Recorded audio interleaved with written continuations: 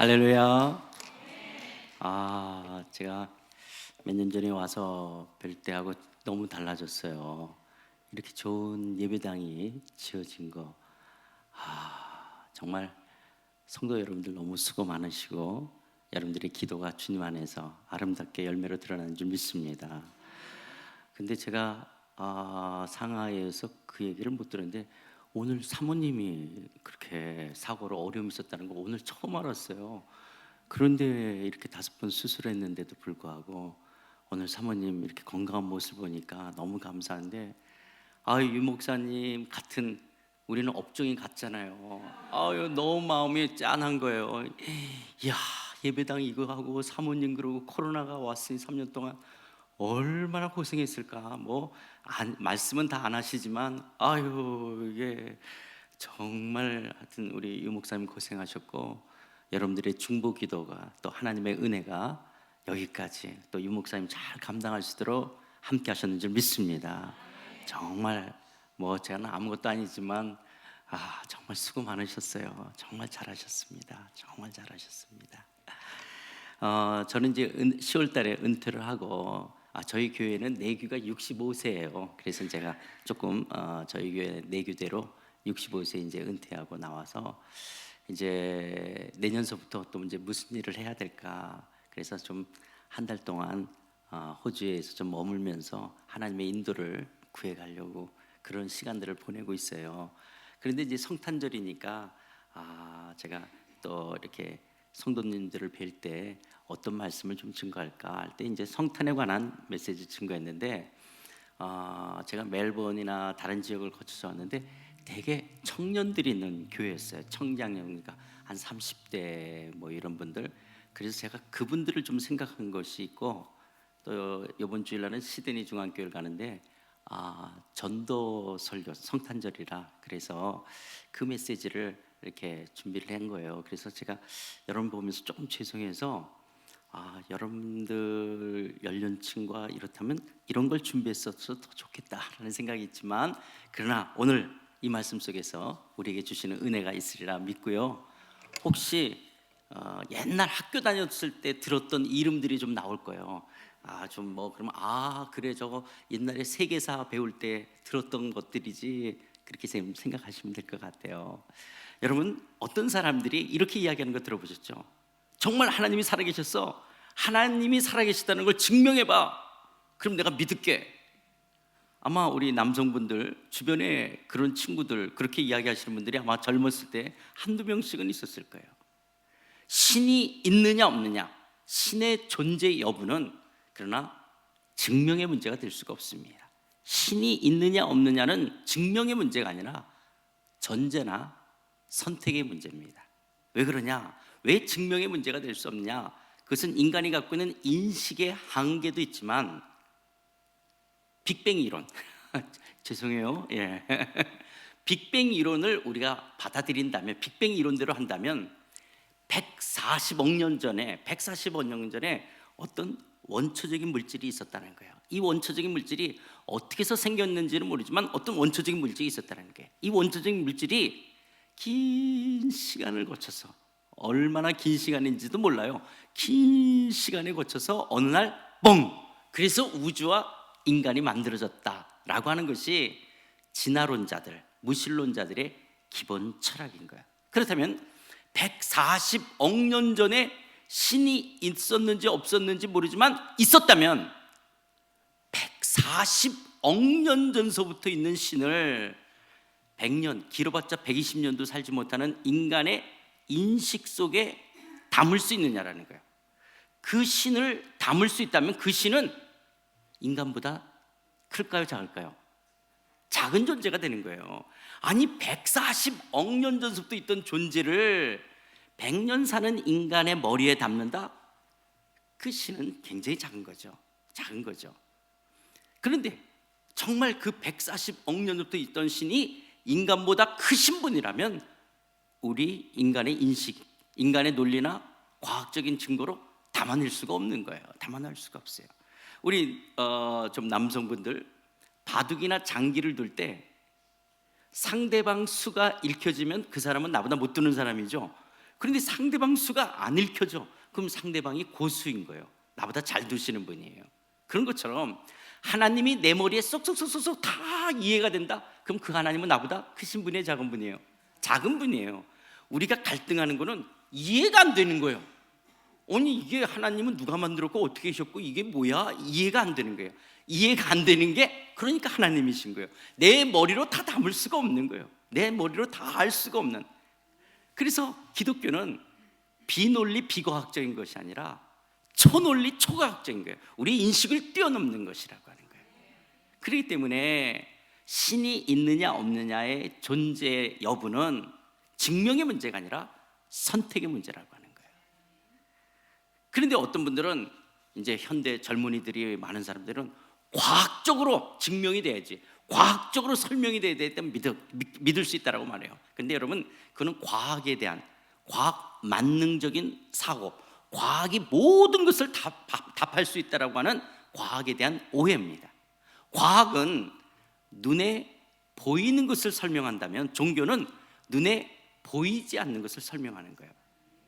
눈에 보이지 않는 것을 눈에 보이는 과학으로 다 설명할 수 있다? 그렇지 않다라고 하는 거예요. 그래서 아인슈타인도 이렇게 말합니다. 과학과 종교는, 아인슈타인이 했던 말인데요, 과학과 종교는 대립하는 것이 아니라, 과학이 없는 종교는 소경과 같고 종교가 없는 과학은 절름발이와 같다라고 말합니다. 종교와 과학은 양립되는 것이 아니라 보완적인 관계가 있는 거예요. 그래서 과학은 눈에 보이는 것을 설명한다면 종교는 눈에 보이지 않는 것을 설명하는 것으로, 이것은 대립되는 것이 아니라 보완적인 관계를 갖고 있다라고 하는 것들이에요. 그런데 예수 믿는 사람들은 우리도 선택을 하죠. 누가 전도를 하면 예수 믿으세요. 그럼 내가 믿을지 않을지 내가 선택하는 거죠. 내가 선택하는 거죠. 그래서 여러분, 증명의 문제가 아니라 선택의 문제예요. 근데 내가 선택했는데 기독교만은 예수를 믿으세요 할 때 내가 교회 다닐까? 예수 믿을까? 해서 내가 선택했는데 시간이 지나고 보니까 그 선택도 누가 준 거예요? 하나님이 주신 은혜의 믿음의 선물이라는 걸 나중에 알게 되는 거죠. 나중에 알게 되는 거예요. 그러나 처음에는 누가 선택하는 거예요? 내가 선택하는 거예요. 우리의 인격으로 내가 선택하는 것 같지만, 그러나 하나님의 섭리 가운데, 하나님의 주권적인 은혜 가운데 이 믿음을 우리에게 주신 것이죠. 그렇죠? 자, 그렇다면 선택의 문제라면, 나는 신이 없다를 선택한 사람, 신이 없다라고 선택한 사람을 무신론자라고 말해요. 무신론자. 신이 어디 있어? 신은 없어. 과학적으로 증명해봐, 논리적으로 설명해봐. 거봐, 안 되지. 신은 없는 거야 라고 생각하는 사람들을 무신론자라고 그러고요. 그래, 나는 신이 있다라고 생각해, 나는 신이 있다라고 선택해, 그 사람들을 유신론자라고 그래요. 그런데 유신론, 자, 나는 신이 있어 라고 믿는 사람들을, 그 신이 있다라고 말하는 사람들 가운데 그들이 말하는 신을 크게 두 부류로 나눌 수 있어요. 자, 신, 유신론. 자, 신이 있다. 근데 그 신은 두 부류로 나눠요. 어떤 신이 있냐? 첫 번째는 인간하고 소통하지도 않고 소통할 수 없는 신이 있어요. 인간하고 소통하지도 않고 소통할 수 없는 신이 있고, 두 번째는 인간과 소통하는 신이 있어요. 소통하는 신이 있어요. 인간하고 소통하지도 않고 소통할 수도 없는 신의 대표적인 신이 불교와 도교에서 말하는 신이에요. 불교와 도교에서 말하는 신은, 신이 자기를 이야기하지 않아요. 나는 이런 자다라고 말하지 않아요. 그래서 불교를 믿는 분이나 도교를 믿는 분들은 도사님들이 계세요. 오래된 승려님들이 계세요. 이분들이 애쓰고 고생하고 수고하는 거예요. 그래서 이 고행과 수행을 통해서 신의 경지를 다다르는 거예요. 그걸 해탈이라고 이야기하든, 궁극적인 절대적인 도에 이른다라고 하든, 인간 쪽에서 부단히 애쓰고 수고하고 고행하고 수행해서 신의 경지에 도달하는 거예요. 그래서 자기 나름대로 깨달은 것을 이야기하는 거예요. 근데 여러분, 그런 고승들, 때로는 그런 도사 같은 분들이 그런 신의 경지에 도달해서 뭔가 깨달은 것을 이야기하지만, 우리가 들어보면 무슨 말인지를 잘 모르겠어요. 이게 무슨 말인지를. 그래서 그분들의 설명이 필요한 거예요. 그런데 이렇게 깨달은 것을 이야기하시는 분이 굉장히 많아요. 여러분, 우리나라에 해인사에만 8만 대전경이 있어요. 8만. 책으로 말하면 한 160권 정도를 만들어낼 만한 분량의 경전이 우리나라 해인사에만 있는 거예요. 그럼 중국 불교, 인도 불교, 스리랑카 불교, 그분들의 그동안 그 승려들이나 그 나름대로 도를 닦고 도의 세계를 갔던 사람들이 이야기한 책들은 너무너무 방대한 거예요. 왜 그러냐? 노자의 도덕경에 보면 이런 말이 있어요. 노자의 도덕경 1장에 보면 도가도 비상도, 명가명 비상명이라. 아, 이거는 여러분들하고 맞겠다. 이 청년들은 이 말을 하니까 벌써 이게 졸음이 올라오는. 근데 여러분들은 도가도 비상도, 명가명 비상명이라. 이 말은 도를 도라고 말하면 이미 도가 아니라는 거예요. 어떤 것을 이름을 지어 명하면 이미 그 물건이 아니라고 하는 거예요. 이게 노자의 굉장히 중요한 어떤 사상적인 원리인 것들이죠. 이 말은 자기가 수행하고 고행해서 어떤 진리에 도달했다 할지라도 인간의 언어로 다 규명할 수가 없다라는 거예요. 우리가 언어도단이라는 거죠. 언어도단. 언어의 말이 끊어진 거예요. 더 이상 인간의 언어로 설명할 수가 없다라고 하는 거예요. 그런데 그러니까 그 도사들마다 이야기하는 게 다 다르고 자기 나름대로 깨달은 것을 이야기해요. 왜 그러냐? 불교나 도교의 신은 신이 직접 이야기를 안 하는 거예요. 신이 우리를 만나서 소통하지를 않아요. 신이 자기를 설명해야 되는데, 그래야지 이 신은 이런 사람인가 보다, 이런 신인가 보다 이렇게 할 텐데, 신이 인간하고 소통하지 않으니까 인간 쪽에서 깨달은 이런 말 저런 말들이 많은 거예요. 그래서 불교는 경들이 많은 거예요. 경들이 많게 되어지는 거예요. 그리고 그것을 인간의 언어로 다 설명할 수가 없다라고 하는 거예요. 설명할 수가 없다라는 거예요. 그런데 반면에 인간과 소통하시는 신이 있어요. 인간과 소통하시는 그분이 누구냐? 하나님이세요. 하나님은 인간과 소통하시는 거예요.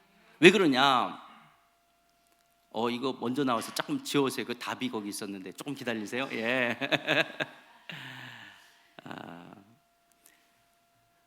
모든 사람이 죄를 범하였으며 하나님의 영광에 이를 수 없다라고 말씀하신 것처럼, 하나님은 인간이 아무리 애쓰고 수고한다 할지라도, 고행하고 수고한다 할지라도 하나님의 경지에 도달할 수 없다. 이게 성경에서 말씀하시는 거예요. 그러니까 인간이 아무리 애쓰고 고행하고 수행해서 한다 할지라도 그 하나님 앞에 설 수가 없어요. 그런데 하나님께서 정말 이게 웬 은혜고 사랑인지 그분이 우리를 찾아오시는 거야. 우리를 찾아와 우리와 소통하시는 하나님이시라는 거예요. 그래서 하나님 쪽에서 우리를 찾아오지 않는 한 우리는 하나님을 만날 수 없고 알 수도 없는 거예요. 근데 하나님이 우리를 찾아오셔서 내가 누구다라고 하나님이 자기를 드러내시는 거예요. 자기를 나타내시는 거예요. 이걸 우리가 계시라는 말을 하죠. 하나님이 자기 자신을 계시하시는 거예요. 내가 누구다라고 말하는 거예요. 그렇기 때문에 기독교는 미국 사람이든 호주 사람이든 아프리카 사람이든 중앙아시아 사람이든 동남아시아 사람이든 어디든지 기독교는 똑같은 이야기를 하고, 그리고 경전이 하나밖에 없는 거예요. 그 이유가 뭐냐? 사람들마다 깨달은 것을 기록한 것이 아니라 하나님 쪽에서 자신이 이야기한 거예요. 내가 누구다, 나는 이런 자다 라고 하나님이 이야기하신 것이기 때문에, 그것을 이야기하고 우리와 소통하시면서 말씀하신 거기 때문에 기독교는 경전이 하나밖에 없는 거예요. 그리고 옛날이든 지금이든 어느 지역이든 기독교를 믿는 사람은 다 똑같은 신앙 고백을 갖는 거예요. 왜냐? 하나님이 말씀하신 것을 우리가 믿기 때문에 그러는 거예요. 자, 그렇다면 인류 역사상 하나님은 제일 먼저 누구랑 소통하셨을까요? 아까 저 답이 나왔는데 저 어려운 거였는데 아담 하와가 선악과를 따먹었다라는 이야기를 누가 썼죠? 모세가 쓴 거예요. 그 선악과 이야기를 누가 쓴 거예요? 창세기를 누가 기록한 거예요? 모세가 기록한 거예요. 모세가. 노아 홍수가 있었다, 아브라함, 이삭, 야곱 이야기 누가 기록한 거죠? 모세가 쓴 거예요. 이스라엘 사람들이 요셉에 의해서 애굽에 들어갔고 430년 노예 생활하다가 그들이 모세에 의해서 출애굽했다. 이 얘기 누가 쓴 거예요? 모세 자기가 쓴 거예요. 그래서 모세가 이스라엘 백성을 이끌고 가나안 앞까지 간 내용. 그래서 창세기, 출애굽기, 레위기, 민수기, 신명기, 이걸 모세오경, 모세가 기록한 거예요. 그러니까 하나님은 인류 역사상 제일 먼저 누구랑 소통하셨냐? 모세랑 소통하신 거예요. 모세랑 소통하신 거예요. 아담하고도 소통하신 거죠. 노아하고도 한 거고 아브라함하고도 한 거지만 이런 것이 그렇다라는 내용을 다 알려준 게 하나님이 모세에게 알려줘서 모세와 소통하신 거예요. 그러면서 하나님께서 모세에게 뭐라고 말씀하시냐? 네가 가서 이스라엘 민족을 애굽에서부터 구출해 내라는 거예요. 모세가 갈 수 없다라고 여러 번 하나님 앞에 사양을 하고, 그리고 자기는 할 수 없다라는 것을 고백함에도 불구하고 지팡이를 던지자, 뱀이 되고 손을 집어넣자, 한센병이 되기도 하고, 이런 기적 속에서 자기 말을 못한다니까 형 아론을 붙여줄 때 가라. 그러자 모세가 물어봐요. 그러면 내가 이스라엘 사람들한테 가서 누가 나를 보냈다라고 할까요? 당신이 누구십니까? 라고 이야기할 때 우리가 잘 아는 출애굽기 3장 14절에 이런 말씀이 있어요. 하나님의 모세에게 이르되 나는 스스로 있는 자니라. 또 이르시되 너는 이스라엘 자손에게 이같이 이르기를 스스로 있는 자가 나를 너에게 보내셨다 하라. 그러니까 하나님의 이름이 뭐냐? 스스로 있는 자다라는 거예요. 스스로 있다. 그런데 여러분, 이 스스로 있다라고 하는 말이 한국말로 읽으면 이렇게 자존, 스스로 이렇게 뻥 생긴 것처럼 느껴지지만 이게 뭐냐면 이게 여호와라는 말이 비동사예요. 그래서 계시다, 이다. 그래서 이 헬라어로 에고에임이 나는 뭐뭐이다 라고 이야기하는 건데요, 이렇게 하나님이 I am that I am, 나는 나다 라고 이야기할 때 그 나는 나다 속에서 이야기하는 말을 조금 더 풀면 I will be that I will be, 내가 앞으로 어떤 존재인지를 드러내는 것을 통해서 내가 누구인지를 알게 될 것이라는 거예요. 그러니까 하나님의 이름이 뭐냐면 나는 이러이러이러한 자다라고 이야기하는 것이 아니라 내가 누구인지를 앞으로 드러내서 내가 누구인지를 나타나는 것으로 내가 누군지를 알게 되는 거예요. 그런데 그러면 어떻게 하나님이 자기를 드러내냐? 하나님이 인류 역사상 그때 당시 많은 민족이 있는데 하나님이 이스라엘 민족과 먼저 소통하시겠다라는 거예요. 그럼 왜 하필이면 이스라엘 민족과 먼저 소통하십니까? 그건 우리가 알 수가 없어요. 여러분 옛날에 한국 계실 때 엿장수 기억나세요? 어렸을 때 엿장수가 이 가위질을 몇 번 하죠? 예, 엿장수 마음대로 하는 거예요. 그래요. 예. 청년들 하는 것보다 여러분들 하는 거 훨씬 좋네요. 예. 엿장수 마음대로 하는 거예요. 왜 하나님이 많은 민족들 가운데 이스라엘과 소통하셨느냐? 그건 우리가 알 수가 없어요. 그건 하나님의 주권이에요. 그런데 하나님께서 이스라엘과 소통하셨던 이유를요, 신명기 7장에서 이렇게 이야기해요. 왜 이스라엘 민족과 왜 제일 먼저 하나님이 소통하고 이스라엘 민족이 택했냐? 그 이유는 여호와께서 너희를 기뻐하시고 너희를 택하심은 너희가 다른 민족보다 수요가 많기 때문이 아니라 너희는 오히려 모든 민족 중에 가장 적은 자니라. 그러니까 하나님이 왜 하고 많은 민족들 중에서 이스라엘을 택하셨느냐? 이스라엘 민족이 숫자가 가장 적기 때문에 그렇다는 거예요. 적을 뿐만 아니라 하나님이 모세와 소통할 때 이스라엘 사람들은 지금 애굽에 뭐 하고 있어요? 종생활하고 있는 거예요. 아들이 나오면 다 버려야 되죠. 죽여야 되는 것이죠. 그러니까 이스라엘 민족이 어떻게 보면 이 말살되어질 수 있는 절체절명의 위기 속에 있는 거예요. 그리고 노예라고는 하찮은 민족이에요. 그러니까 그때 당시 제일 형편없는 민족, 제일 숫자가 작고 제일 형편없는 민족을 하나님이 택하셔서 하나님께서 그 이스라엘 민족과 소통하기를 원하셨어요. 근데 소통하시는데 뭐냐? 하나님이 이스라엘이라는 이 민족의 역사 속에 개입하셔서 역사 속에 들어가셔서 이스라엘 민족의 역사 속에 이스라엘 민족과 함께 가겠다라는 거예요. 함께 가면서 하나님이 이스라엘 민족과 함께 가면서 내가 누군지를 드러낼 뿐만 아니라 하나님이 이스라엘 민족을 지키시고 돌보시고 보호하시고 인도하시고 때로는 전쟁 가운데 승리케 하시면서 하나님이 어떤 분이신지를 나타내시겠다라고 하는 거예요. 오, 하나님이 이렇게 전쟁에 능하신 분이시구나. 오, 하나님이 이렇게 승리하시고 우리에게 이런 것을 주시고 이런 걸 인도하시는구나. 오, 하나님이 이것은 하라 그러고 이거는 하지 말라 그러시는구나. 이렇게 하나님이 어떤 분이신지를 이스라엘 민족을 통해서 자신을 드러내시고 하나님께서 그것을 기록하고 있는 성경의 저자들, 그래서 성경을 텍스트화하러 하는 거예요. 이렇게 적어서 그걸 성경을 텍스트화한 거예요.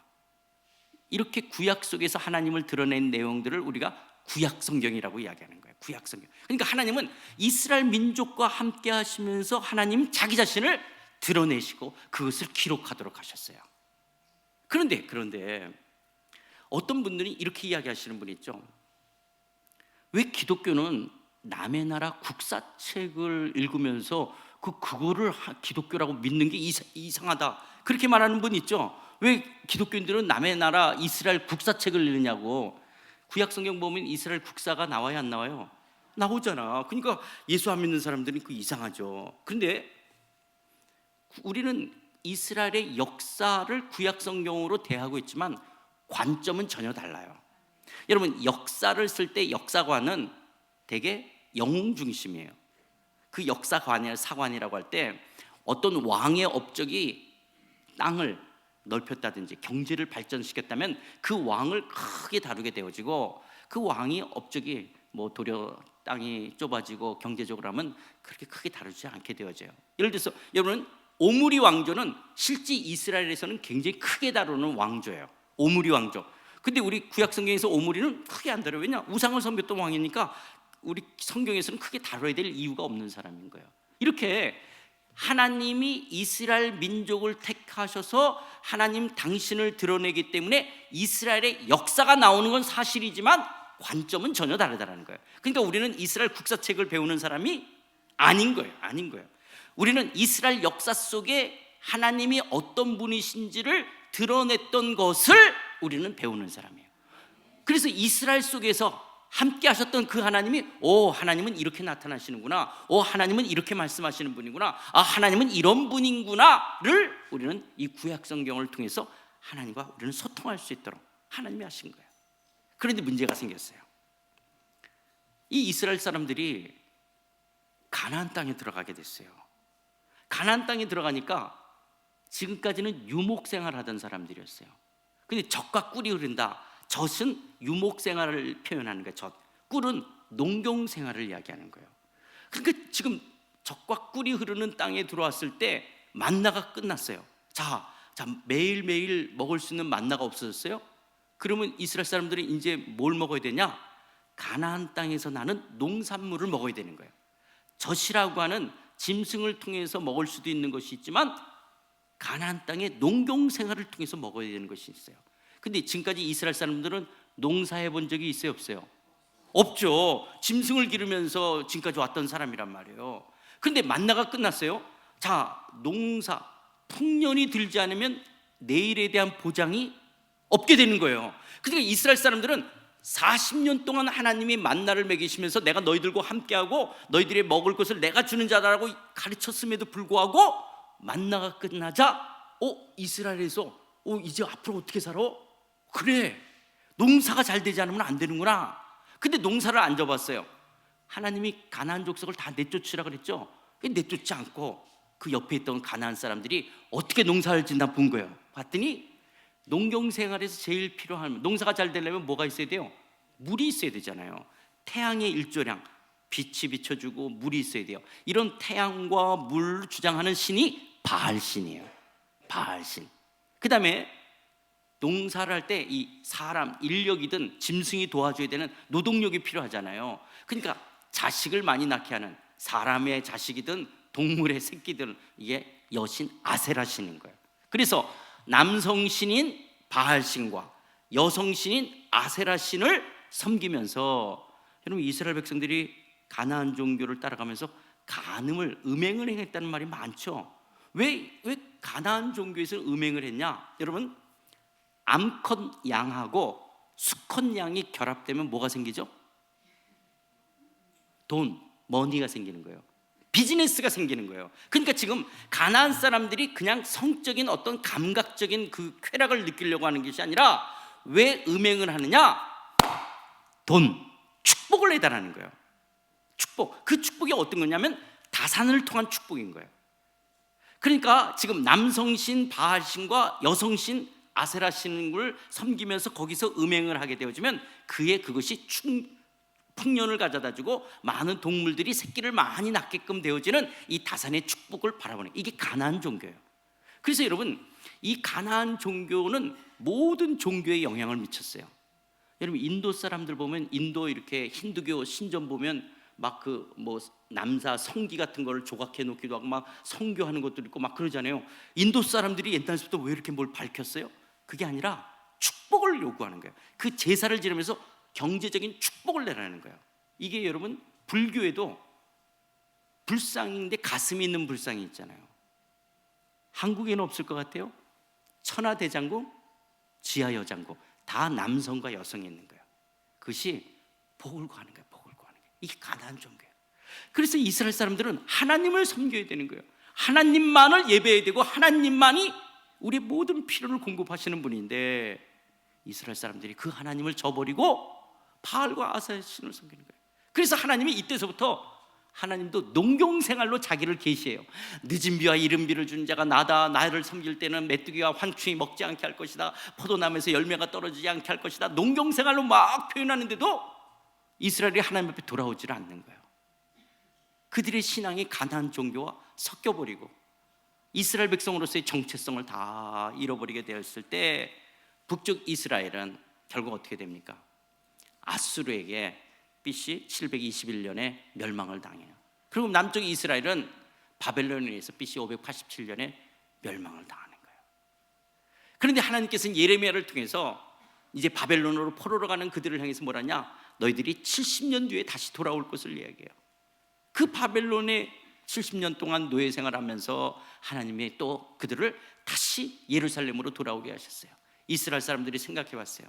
왜 우리가 이렇게 70년 동안 식민지 생활을 하게 되어졌냐? 그래, 우리가 하나님을 섬기지 않고 하나님으로부터 떠났기 때문에 그렇다. 그래서 스룹바벨과 더불어서 성전을 세우고 하나님을 예배하려고 그러지만, 부모님들이 하나님을 경험했던 사람들은 이제 죽고 자식들은 그냥 종교적인 형식적인 것만 남은 거예요.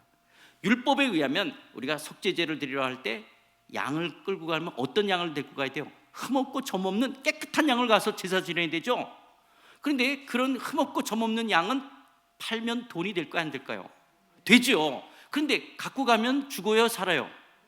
어차피 가면 죽잖아요. 어차피. 그러니까 제사는 지내야 되는 걸 이제 들어서 알아요. 그런데 이렇게 깨끗하고 흠없는 돈 되는 양을 가면 어차피 죽을 거니까 집에서 비리비리하고 팔아도 돈이 안 되는 거, 그거 어차피 가면 죽으니까 그 양을 끌고 와서 제사를 지내는 거예요. 그렇게 하나님을 경외함을 잃어버리고 형식적인 종교로 전락하는 그들을 향해서 하나님이 돌아올 것을 말씀하시지만 그들이 돌아오질 않죠. 돌아오지 않는 거예요.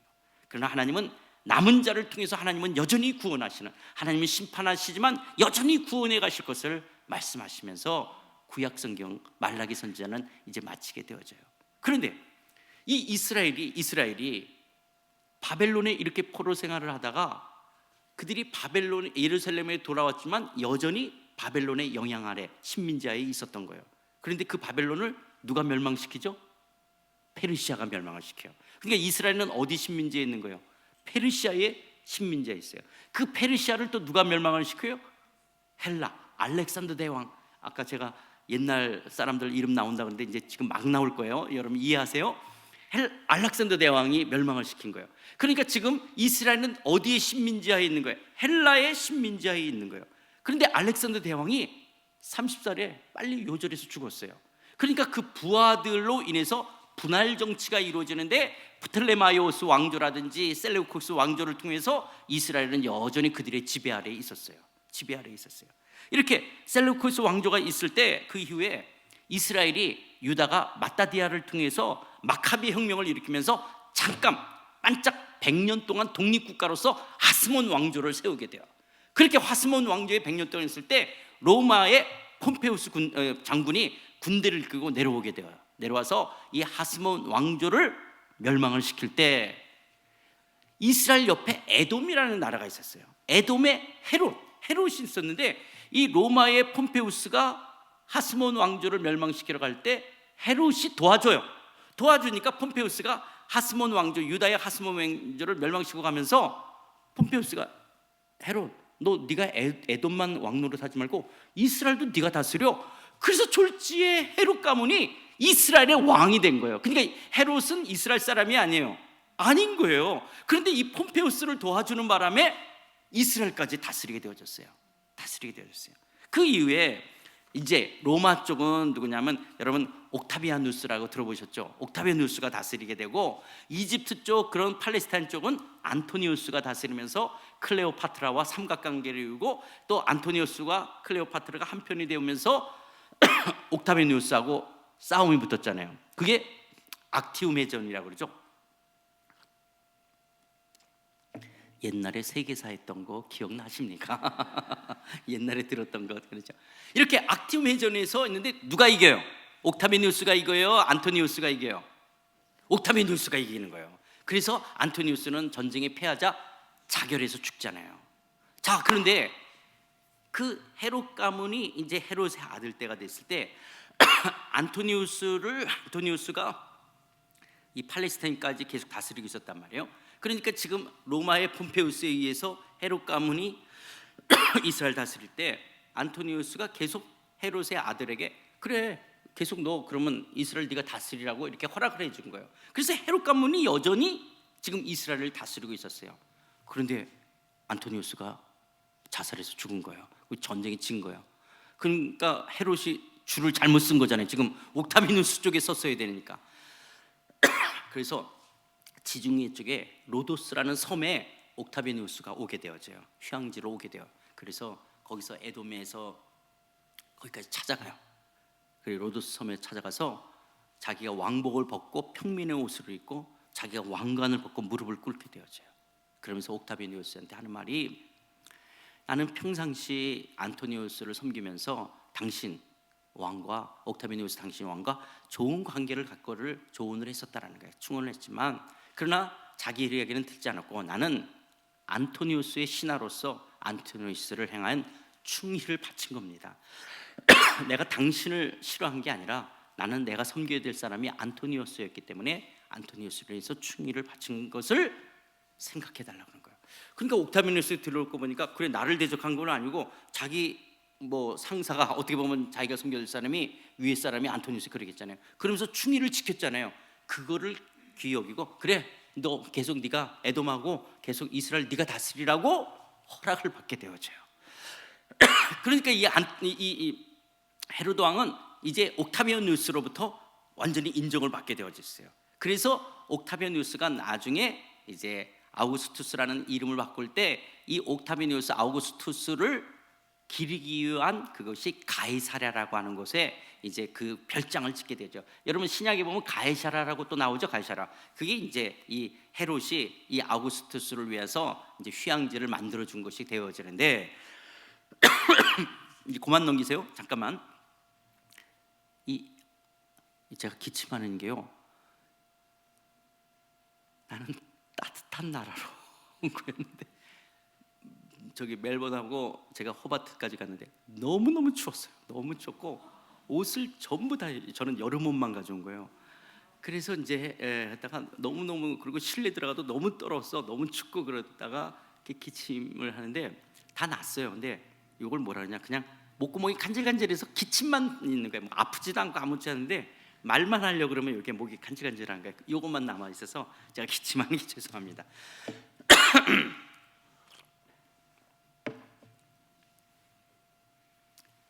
로마의 원로원에서 이 옥타비아누스를 이름을 바꿔요. 그 이름이 아우구스투스라고 하면서 이제 로마의 제1대 황제로 등극하는 거예요. 이때 로마의 황제가 된다는 것은 신처럼 여겨지는 거예요. 세상을 호령하는 거예요. 감히 누구도 대적할 수 없는 천하를 호령하면서 마치 내가 천하를 다스리는 신처럼 여겨지는 게 아우구스투스예요. 이 아우구스투스가 누가복음 2장 1절에 보면, 그때 가이사 아구스도, 이 아구스도라는 말이 아우구스투스를 이야기해요. 옥타비아누스죠. 옥타비아누스가 영을 내려 천하로 다 호적하라 하니. 그래서 신민지, 로마의 신민지하에 있는 모든 사람들이 다 호적하라 그러니까, 이스라엘도 로마의 신민지하였으니까 거기 갈릴리에 살던 요셉과 마리아도 호적하라 예루살렘으로 가게 되어지는 거예요. 그래서 베들레헴에 가서 누가 태어나요? 예수님이 태어날 때 지금 천하를 호령하는 사람이 누구예요? 아우구스투스예요. 아우구스투스가 마치 세상을 창조하고 세상을 다스리는 신처럼 여겨졌을 때, 여기 애기 없죠? 제가 소리칠 거예요. 놀라지 마세요. 아니야! 내가 왕이야! 하고 예수님이 태어나는 거예요. 인간의 몸을 입고, 하나님이 인간의 몸을 입고 우리와 소통하기 위해서 세상에서 아우구스투스가 마치 천하를 호령하는 신처럼 여겨질 이 당시에 내가 창조주고 내가 왕이라고 하나님이 육신의 몸을 입고 이 땅에 오시는데, 가장 낮은 자로 이 땅에 예수님이 오시는 거예요. 그 예수님이 오신 것을 누가복음 1장 30절에서 33절에 이렇게 이야기해요. 한번 같이 읽어볼까요? 자, 누가복음 1장 30절에서 33절 시작.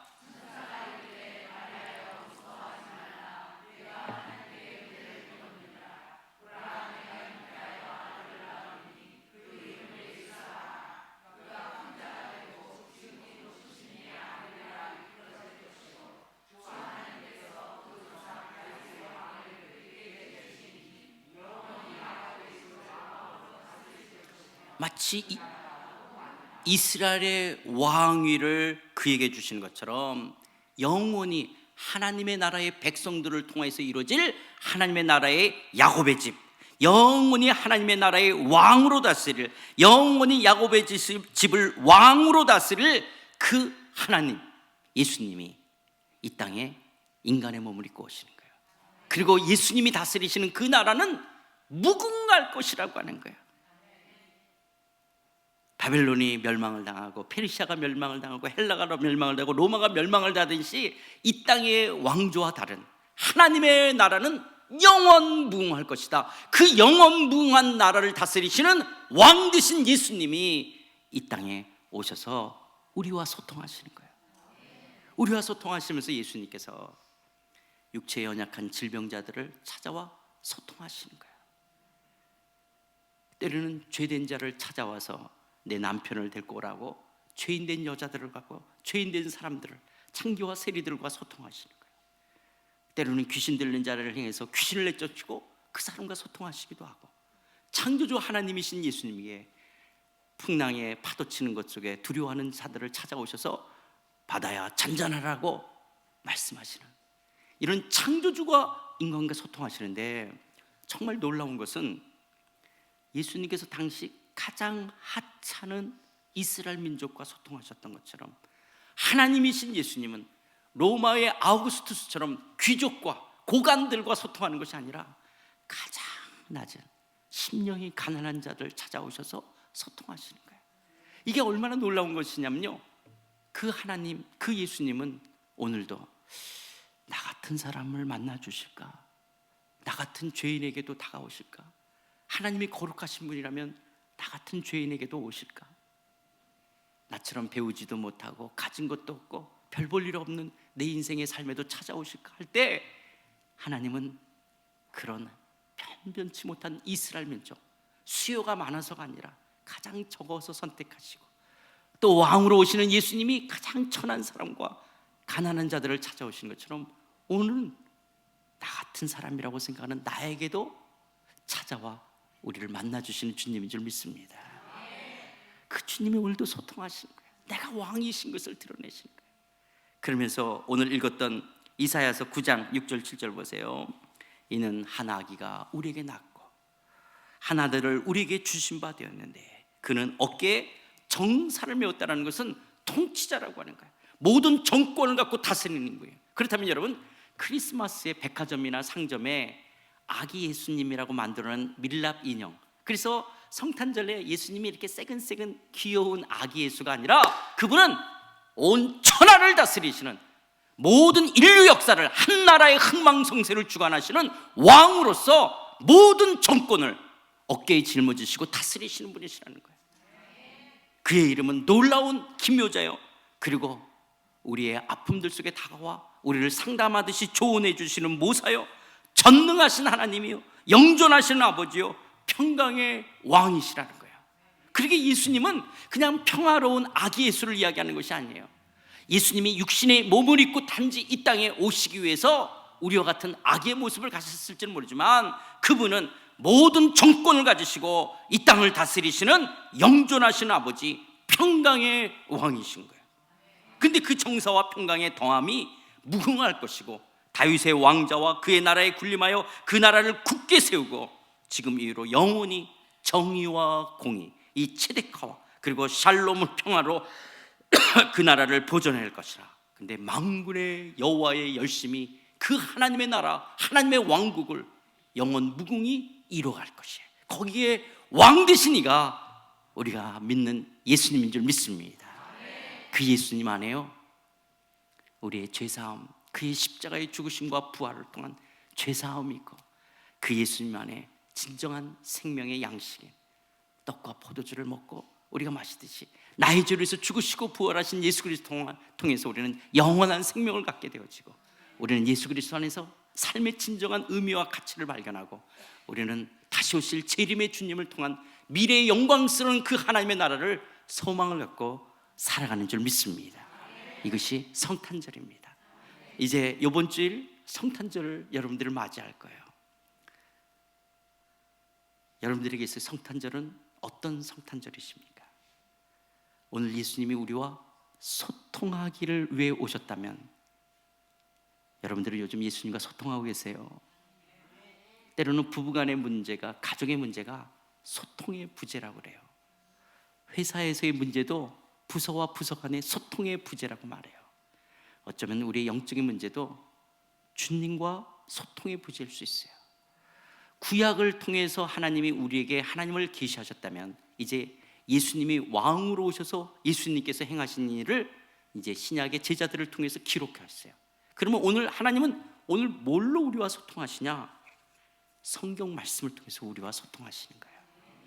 그렇다면 나는 오늘도 예수님을 만나기 위해서 성경 말씀과 기도로 주님과 소통하는 거예요.